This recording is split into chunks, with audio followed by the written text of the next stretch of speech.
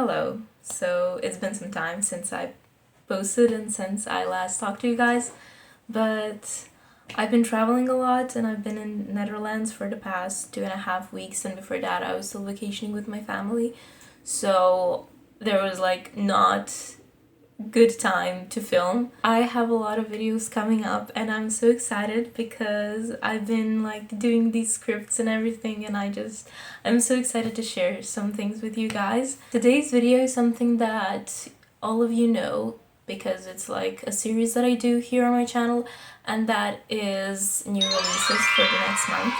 I love doing these videos because it makes me aware of books that I wouldn't probably be aware if I didn't have to search them for this video, and I also bring some new titles to you guys and books that you probably wouldn't be aware of if I didn't tell you, because I'm so cool and I know everything. I think 19 books this month, which is a lot more than last month, but I've been collecting these and I have a lot to talk about. So starting off with 7th of October, we have a Dark Academia horror book, which is very autumny, and that is Atlas of Unknowable Things by McCormick Templeman. I don't know this author, but I do like Dark Academia a lot, and for me, Dark Academia is either hit or miss, and every single book that I read that is Dark Academia, I either really, really like or I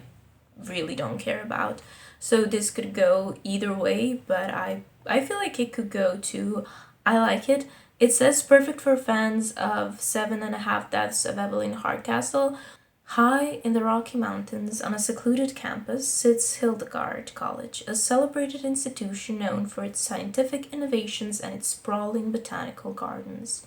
Historian Robin Quain has been awarded a residency to examine Hildegard's impressive collection of ancient manuscripts, but she has a secret. She's actually on the hunt for an artifact, one she must find before her former best friend turned professional rival gets his hands on it first. But Hildegard has secrets of its own. Strange sounds echo across the alpine lake, light flickers through the pines, and the faculty seems more like jazz-age glitterati than academics. And then there's a professor who holds the key to Robin's research. She vanished suddenly last spring. What exactly did she do at the college, and why does no one want to talk about her? It just sounds like Dark Academia. Mystery, gothic vibes, big manor, and academia. So yeah, starting with a good one. Then we have Crafting for Sinners by Jenny Kiefer, but this one is a queer horror. Are you surprised that I have horror books here? Most of these will be horror books. Ruth is trapped. She's stuck in her small religious hometown of Kill Devil, Kentucky, stuck in a closet and stuck living paycheck to paycheck. After her manager finds out that she lives with her girlfriend, Ruth is fired from her job as a cashier at New Creations, a craft store owned by the church that dominates life in the town. In an act of revenge, Ruth attempts to shoplift some yarn but is caught red-handed by a New Creation cashier. Instead of calling the police, the employees lock her in the store and attack her. When Ruth is forced to stab out one of their eyes with a knitting needle, she realizes she's facing far bigger trouble than a simply shoplifting charger. As Ruth fights for her life, she plunges deeper into the tangled web of the New Creationists, who are hiding a terrible secret that threatens not only her, but the entire town. Horror. So we have homophobic horror. Have not read one in a while, so I'm interested in it. I'm interested in the conversation it will have, and I like the cover, that it looks like a knitting project. Knitting is very in right now, so I feel like this could go really well when it comes out, like people will want to read it. Then I have These Bodies Ain't Broken by, well, it's by multiple authors in its anthology short story collection, but the editor is Madeline Dyer. And then there's a bunch of authors. Honestly, sadly, I didn't read any of them, but I will now, because this book I did get in NetGalley. I requested it and I did get it, the copy. It sounds really cool because this is actually a book about disabled characters being the main characters, which I feel like there should be more disability representation in books overall. This just sounds like something I will really enjoy. It is also young adult. I don't know if all of them are young adult or just some of them. Outsmarting deadly video games, hunting the predatory monster in the woods, rooting out evil within their community, finding love and revenge with their newly turned vampire friends. This anthology pens expectations of the roles disabled people can play in horror. With visibly and invisibly disabled characters whose illnesses include Ehlers-Danlos syndrome, Crohn's disease, diabetes, PTSD, and more, each entry also includes a short essay from the author about the conditions portrayed in their stories to further contextualize their characters' perspectives. From breaking ancient curses to defying death itself, these 13 horror stories cast disabled characters as heroes we can all root for. So I'm really excited for this book because I love short stories, and I feel like this is representations that you don't get a lot of, and like I said, there should be more, so I will read it fast. Then there is a book, a horror novella about vampires, and I am pretty sure it's supposed to be on better like comedic. It's called Vampires at Sea by Lindsay Merbaum, and I have to say this cover is amazing. I love covers that look like paintings. You probably noticed it if you watch these videos that there's always at least one cover that looks kind of like an old painting. And this one just looks amazing, and I want to read this book based on its cover. And that's fine. I am shallow sometimes too, but it also sounds quite amazing. Immortal beloved Rebecca and Hugh are on vacation. Against the backdrop of ongoing war, this pair of chic, emotional vampires from San Francisco sets off on a queer Black Sea cruise, eager to relax, join an orgy, and feast upon their fellow passengers' desires and sorrows. When Hugh becomes enchanted by an alluring and possibly magical non-binary social media influencer named Heaven, Rebecca's reality capsizes. As she comes to terms with a future she never imagined, Rebecca begins to question her past, much of it lost at the time. Ultimately, her journey becomes one of self-discovery and acceptance of her true nature. Then I have another cover that I absolutely love, and that is Itch by Gemma Amor. This book, sadly, I didn't get approved on that galley, but that's fine. I still love this cover. I'm always attracted to very neon colors and then like eyes. It kind of reminds me of the book that I read last year, Slimer. It also has an eye that something is crawling out of. And I feel like in this eye things are going in. But it is a horror. And it says in genres that it's Halloween. So something moves on the forest floor. Josie is at rock bottom, burned out, heartbroken, and recovering from an abusive relationship. She lives a haunted existence after returning to her isolated hometown on the edge of the forest of Dean. But the tall, dense pine trees are not the only thing casting shadows across her skin. Josie's hopes of a fresh start are horribly derailed when she stumbles across a dead woman's decaying, ant-infested body in the woods. The grim discovery sends her into a downward spiral, forcing her to face uncomfortable truths about the victim and her own past, all whilst battling the swarming black ants that seem to have burrowed into her mind and her flesh. Moving on, we have another horror, and that is I'll Quit When I'm Dead, another cover I like very much. I like these colors a lot together. I feel like there isn't a lot of red and pink. It says, Madison has seen better days. Reeling from a bad breakup, self-soothing with junk food, and totally consumed by her lack of direction, she's in need of a big reset. When she runs into an old acquaintance at the gym, Madison is shocked by how fit they've suddenly become. The cause? An all-female fitness boot camp led by ex-military guru Ali Fellows. The course is characterized by grueling reps and minimal contact with the outside world, and when Madison signs up to experience it herself, something doesn't feel right. The outer students keep acting strangely. Ali seems almost superhuman, and her intense motivational methods are becoming bizarre, even dangerous. But Madison is getting results. How can she stop now? Musician Johnny Blake has been struggling with a pain pill addiction after a very public, very bad fall. At the encouragement of loved ones, he retreats to a secluded cottage to detox, but Johnny isn't alone. Something is lurking in the shadows of his new home, a creature unnatural and hungry, one that traps Johnny in a frightening bargain. If Johnny doesn't stay off his pills and keep his end of the deal, he will be eaten alive. As Madison and Johnny's predicaments spiral into the unthinkable, they will have to look within to find the true and terrifying answer to the age-old, how badly do you want it? To be honest, what intrigued me most about this book is Madison's perspective.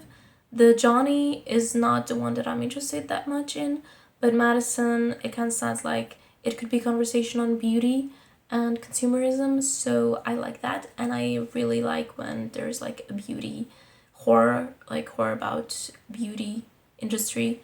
I really like those. Then there's one that is a thriller, adult thriller, and it's called Boomtown by Nick Stone, and it has some really interesting main characters.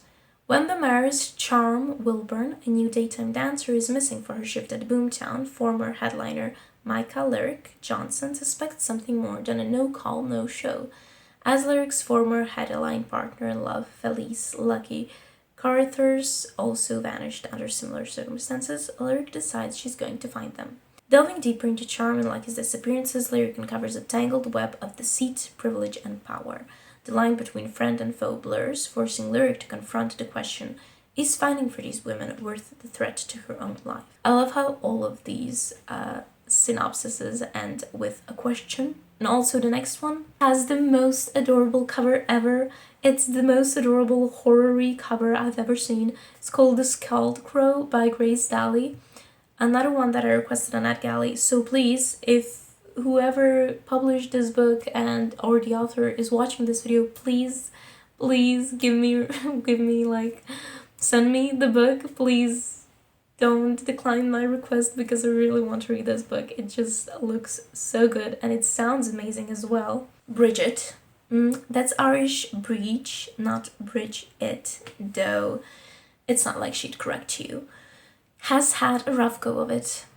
Her mother abused her when she was little. Her best friend and secret crush is too busy chasing some blonde to answer Bridget's calls, and she lost her job thanks to chronic pelvic pain with no identifiable cause.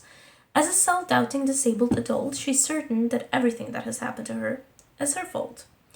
Now her mother has gone missing, and Bridget's only option is to move back into her childhood home in the idyllic Midwestern town of St. Charles, Illinois. Soon the uncanny begins. A particular crowd that once harassed her reapers, following her everywhere. A painting of Jesus keeps coming back, no matter how many times she throws it away. Frozen body parts show up in places rubber bands, ball, and door stoppers out to be. Every night the same nightmares repeat. Her real mother is dead and decaying in the closet, and the identical mother who raised her is not her mother. But it's all in Bridget's head, right? It's all her fault. It must be.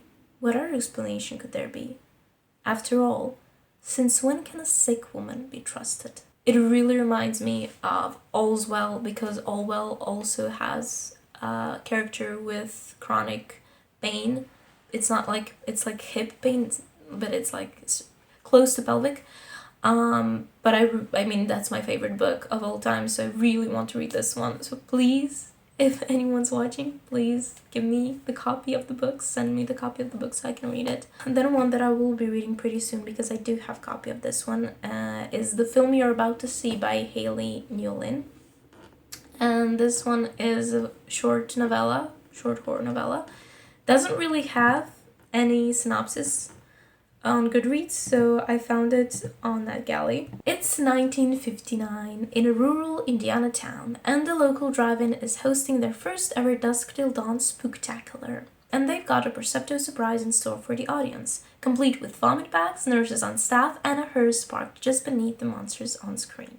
But June has a strange sense about things, always has, and as the screams spread through the parking lot, reality and the theatrics begin to blur for her and her friends.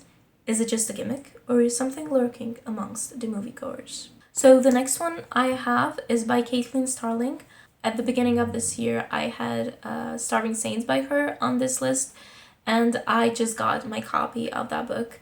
So I can't wait to read that one, but I didn't know she was coming out with the other one so soon. This one is called The Graceview Patient, and it says Misery meets invasion of the body snatchers. Margaret lives with a rare autoimmune condition that has destroyed her life, leaving her isolated. It has no cure, but she's making do as best she can, until she's offered a fully paid-for spot in an experimental medical trial at Graceview Memorial. The conditions are simple, if grueling. She will live at a hospital as a full-time patient, subjecting herself to the near-total destruction of her immune system and its subsequent regeneration. The trial will essentially kill most of, but not all of her. But as the treatment progresses and her body begins to fail, she stumbles upon something sinister living and spreading within the hospital. Unsure what's real and what is just medication-induced delusion, Margaret struggles to find a way out as her body and mind succumb further to the darkness lurking throughout Graceview's halls. So another one with medicated woman who doesn't know what is real, what is not. I'm just obsessed with those kind of books, so of course all of them are going to be on my reading list. And then I have another queer horror book, My Lips, Her Voice by L.L.Madrid. And this one has another cover that it's really beautiful. A grandmother tormented by visions tried to warn the town, but no one listened. Now, haunted inheritance has passed to her granddaughters, Audrey and Mara. When Mara's body is discovered in the old mine, Audrey fears her grandmother's permission is manifesting. The nightmares begin as Mara's spirit returns lurking under Audrey's skin, hell-bent on vengeance and desperate to rekindle things with her former girlfriend, Zadie. Willing to hijack Audrey's body to get what she wants, Mara drags them both into deadly pursuit. With another girl in town goes missing, Atra, Mara, and Zadie know the killer has struck again. In a fight to solve Mara's death and uncover the mystery of disappearances in Cooper City, the girls soon find themselves at war with each other. How do you survive long enough to hunt a murderer on the loose if the person inside you might kill you first? Then I have a literary fiction. I have only 2 literary fiction on this list, and this is the first one, and it is about adultery, something that we all love and enjoy so much. Adultery. The book is called The 10-Year Affair by Erin Summers. It says perfect for fans of Big Swiss and Acts of Service, which are both books that are on my TBR. So I feel like this should go on my TBR as well. When Cora meets Sam at a baby group in their small town, the chemistry between them is undeniable. Both are happily married young parents with 2 kids, and neither sees himself as the type to engage in an affair. Yet their connection grows stronger, and as their lives continue to intertwine, the romantic tension between them becomes all-consuming, until their worlds unravel into 2 parallel timelines. In one, they pursue their feelings. In the other, they resist. As the reality splits that everyday deals of Cora's life, her depressing marketing job, her daughter's new fascination with her afterlife, her husband's obsession with podcasts about a history of rope, gain fresh perspective. The intersecting and diverging timelines blur the boundaries of reality and fantasy, questioning what might have been and what truly matters. Adultery books, you gotta love them. Then there is Girl Dinner by Olivia Blake, horror, dark academia. I read by Olivia Blake. I have Gifted and Talented that I didn't read, but I did read Masters of Death. This just seems, Masters of Death have parts of horror, but it's still a fantasy book. This just seems like a complete 180 for her, but I'm very interested in this book, and also really like the cover of this book. It's really pretty. It's really simple, but it really, you know what this book will be. Good girls deserve a treat. Every member of the house, the most exclusive sorority on campus, and all its alumni are beautiful, high-achieving, and universally respected. After freshman year, she would rather forget. Sophomore Nina Kaur knows being one of the chosen few accepted into the house is the first step in her path to the brightest possible future. Once she's taken into the fold, the house will surely ease her fears of failure and protect her from those who see young women on her own as easy prey. Meanwhile, adjunct professor Dr. Sloane Hartley is struggling to return to work after accepting a demotion to support her partner's new position at a cutthroat university. After 18 months at home with her newborn daughter, Sloane's clothes don't fit right, her girl-dad husband isn't as present as he'd think he is, and even the few hours a day she's apart from her child fill her psyche with paralyzing ennui. When invited to be the house's academic liaison, Sloane enviously drinks in the way to Alamy seems to have it all, achieving a level of collective perfection that Sloane so desperately craves. One thing I have to say about Olivia Blake, her writing style is not something you would expect of the books that she writes. Every time, her writing style is very peculiar, and it's very memorable, very easily recognizable. When you see these books, you know that they are by Olivia Blake. I feel like she really has her voice, and I like that about her. So I'm interested in where this will take us. Then I have my romantasy for a year. I always have like few romantasy every year that I am interested in. This is The Isle in the Silver Sea by Tasha Suri. I put this one here because it's a fantasy about knight and witches and it's lesbian, which I like. Also, knights are becoming very, very popular, I feel like. I've been seeing so many books about knights, like Rachel Gill just came out with Knight and the Moth, or is it called something like that? I'm not sure, but I also want to read that one. But this one is lesbian. In a Britain fueled by stories, the knight and the witch are fated to fall in love and doom each other over and over. The same tale retold over hundreds of lifetimes. Simran is a witch of the woods, Vina is a knight of the queen's court. When the two women begin to fall for each other, how can they surrender to their desires? When to give in is to destroy each other. As they seek a way to break the cycle, a mysterious assassin begins targeting tales like theirs. To survive, the two will need to write a story stronger than the one that fate has given to them. But what tale is stronger than the knight and the witch? Then I have a book that's called When They Burned the Butterfly by Wen-yi. And this book, it says that it's kind of like for fans of Jade City and Sylvia Moreno Garcia and Arv Kwang, which I still have not read Jade City, but other two I am a fan of. And also, when I read synopsis of this book the first time, I remember that it reminded me a lot of These Violent Delights by Chloe Gong, but I DNF'd that one. So I don't know how I will like this one, but I'm willing to give it a go. Singapore, 1972. Newly independent, a city of immigrants grappling for power in a fast modernizing world.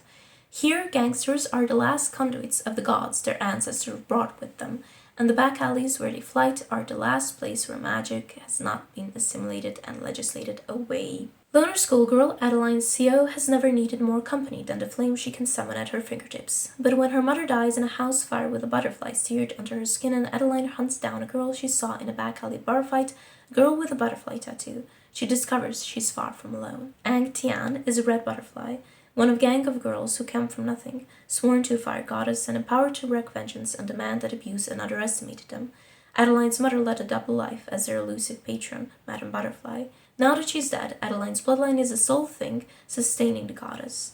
Between her search for her mother's killer and the gang's succession crisis, Adeline becomes quickly entangled with the girl's dangerous world, and even more so with the charismatic Tian. Then a book that has an interesting title. It's called Psychopomp and Circumstances by Eden Royce. A fantasy horror book. Novella. It's under 200 pages. Fee St. Margaret is the daughter of the Reconstruction, born to a family of free black business owners in New Charleston, coddled to within an inch of her life by a mother who refuses to let her daughter live a life other than the one she dictates. Fee yearns to demonstrate she's capable of more than simply marrying well. When word arrives that her Aunt Cleo, long estranged from the family, has passed away, Fee risks her mother's wrath to step up and accept the role of Pomp, the highly honored duty of planning the funeral service. Traveling alone to the town of Horizon and her aunts and settling home, Fee soon discovers that visions and shadows beckon from every reflective surface, and that some secrets transcend the borders of life and death. Then a book by C.G.Drews, Hazelthorn. I still have not read Don't Let the Forest In, although I did hear everybody is just raving about it and saying that it's very, very good. And I still have not read it, but I do plan to at some point. But they're coming out with a new book this month, so Hazelthorn, another young adult gothic horror fantasy. Evander has lived like a ghost in the forgotten corners of the Hazelthorn estate ever since he was taken in by his reclusive billionaire guardian, Byron Lennox Hall, when he was a child. For his safety, Evander has been given 3 ironclad rules to follow. He can never leave the estate. He can never go into the gardens, and most importantly, he can never again be left alone with Byron's charming, underachieving grandson, Laurie. The last rule has been in place ever since Laurie tried to kill Evander 7 years ago, and yet somehow Evander is still obsessed with him. That's enough. That's enough for me. I think it's enough for you too. I really want to read C.G.Drews. I love their covers. Their cover artworks are always so amazing, and they just the last one stuck with me and this one as well, so I really want to read them both. And then I have the second literary fiction and the last literary fiction on this list, that is Wreck by Catherine Newman. Now, I have not read anything by Catherine Newman, but I do have one other of her books on my list. We All Want Impossible Things. It's on my TBR for a really long time already. But this is like a family literary fiction, like family drama literary fiction, which I love.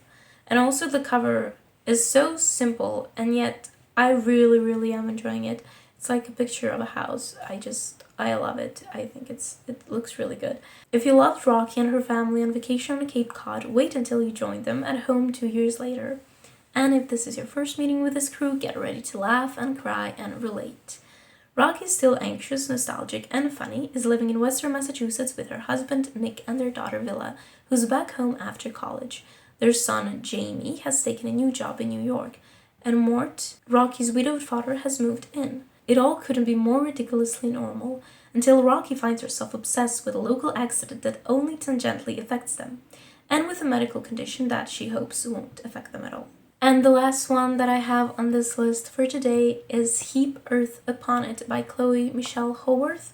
This is a lesbian, queer, historical fiction. I guess you could put this one under literary fiction as well. January 1965. The orphaned O'Leary siblings Tom, Jack, Anne, and Peggy arrive in the village of Ballycrea, tight-lipped about their troubled past and desperate for a fresh start. After being met with suspicion from most of the locals, the family are thrilled when they are taken under the wing of their well-respected neighbors, Bill and Betty Nevin, who offer them work, companionship, and an opportunity to fit in. But for one of the O'Learys, this new friendship sparks an intense attachment that makes the dynamic dangerous for all. It's difficult to bury secrets, but almost impossible to bury feelings. It says that it has gothic elements, so I want to see what those gothic elements are. These are the books that I do plan to read at some point. I don't know when. Doesn't mean that I will be reading them next month, because I have so many books to get through next month.